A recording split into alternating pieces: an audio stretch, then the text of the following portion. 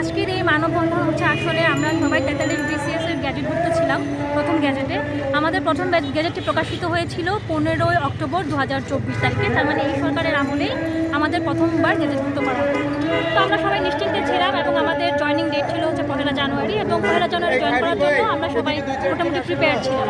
হঠাৎ করে 30 ডিসেম্বর, তার মানে জয়নিংয়ের ঠিক একদিন আগে এসে বলা হয় যে ওই গ্যাজেটটি বাতিল এবং পুনরায় নতুন করে সংশোধিত গ্যাজেট প্রকাশ করা হয়। সংশোধিত গ্যাজেটে আমরা 227 জনের নাম বাদ করে।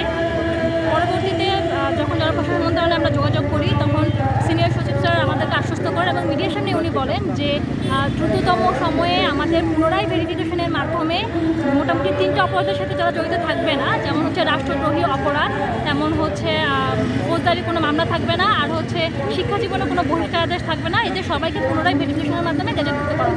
সে অনুযায়ী আমরা অপেক্ষা করছিলাম যে আমরা যারা নিরপরাধ আছি আমাদেরকে পুনরায় গ্যাজেটভুক্ত করা হবে। সাড়ে 3 মাস পার হয়ে গেছে, এখনও সেই আশ্বাসের বাস্তবায়ন আমরা দেখতে পাচ্ছি না।